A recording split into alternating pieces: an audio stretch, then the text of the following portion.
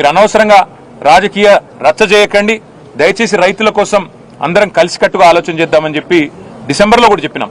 యాసంగి పంట ఎండిపోయే ప్రమాదం ఉన్నది, మీరు వెంటనే పంప్ హౌస్ ఆన్ చేయండి, కన్నెపల్లి కాడ లక్ష్మీ పంప్ హౌస్ను నడపండి, నడిపి నీళ్ళిచ్చి ఎండుతున్న పంటలు కాపాడండి అని చెప్పి డిసెంబర్ జనవరిలో కూడా చెప్పినాం మేము.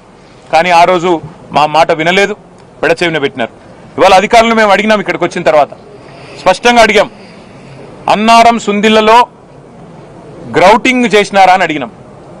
గ్రౌటింగ్ జరిగింది సార్, అది రెగ్యులర్గా జరిగేదే, అదేం కొత్తది కాదు. 2020 సంవత్సరంలో కూడా చేసినాం, తర్వాత కూడా చేసినాం, అది రెగ్యులర్గా జరిగేదే. దానికి పెద్ద NDSA అది ఇది ఏమీ లేదు, అది ఓవర్ హెడ్ అండ్ మెయింటెనెన్స్ రెగ్యులర్గా జరిగే కార్యక్రమంలో ONDMలో భాగంగా జరిగేదే, అది చేసినాము, ఏ ఇబ్బంది లేదు అనే మాట వారు చెప్పినారు. అదేవిధంగా ఈ 3 బ్యారేజీలతో పాటు ఇవాళ 10 లక్షల క్యూసెక్కులు ఏదైతే కిందికి నీళ్లు పోతున్నాయో వృధాగా, దాన్ని కూడా మా కల్లారా చూసినాం.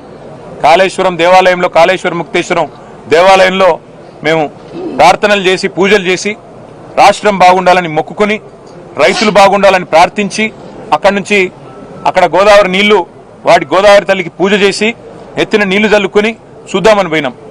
ఉధృతంగా ఆ పుష్కర ఘాట్లో ఉధృతంగా పారుతున్న నదిని చూసి మురిసిపోయినాం. కానీ పైన చూస్తేనేమో LMD, MMD, ఆ పైన ఉండే మల్లన్న సాగరు, కొండపోచమ్మ సాగరు, రంగనాయక సాగరు, అన్నపూర్ణ ఇవాళ గొంతెండి నోరు వెళ్ళబెట్టి ఆ రిజర్వాయర్లు ఎడారిలాగా ఉంటే అది చూసి బాధపడతా ఉన్నాం.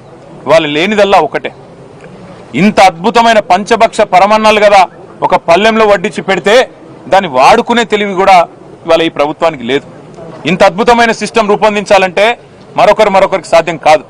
కేసీఆర్ గారు మొత్తం తయారు చేసి మీ చేతుల్లో పెట్టినారు. మీరు చేయవలసిందల్లా ఒకటే, ఇవాళ ఈ పంప్ హౌజు వెంటనే నడిపితే మేము అడిగినాం, పంపులన్నీ నడుస్తున్నాయా అని అడిగినాం, ఫుల్ కెపాసిటీలో ఉన్నాయా, ఏమైనా సమస్య ఉందా అని అడిగినాం.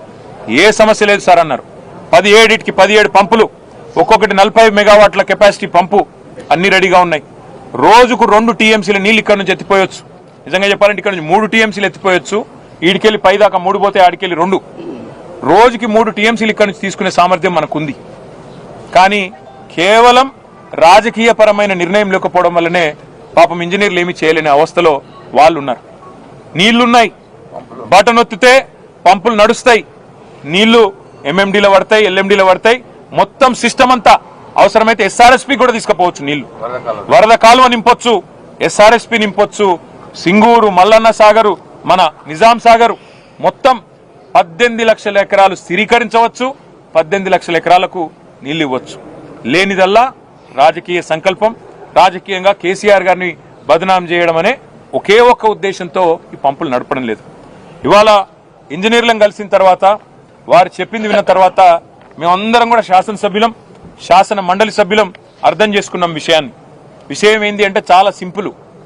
నీళ్లు పుష్కలంగా కళ్ళముగట్నే పోతున్నాయి సముద్రంలోకి వృధాగా. కానీ ప్రభుత్వం కేవలం రాజకీయ ప్రయోజనం కోసం మాత్రమే ఇవాళ ఆ నీళ్లు వృధాగా పోతుంటే కూడా కళ్ళప్పగించి చూస్తున్నది తప్ప వేరేదేమీ లేనేలేదు. నేను ఈ ప్రభుత్వానికి చేసే విజ్ఞప్తుల్లో ఒకటే, ముఖ్యంగా అక్కడ బస్వాపూర్ రిజర్వాయర్ కూడా దాదాపుగా తయారైంది. దాని పక్కన కొండపోచమ్మ సాగరు, కింద మల్లన్న సాగరు, ఆ ప్రాంతం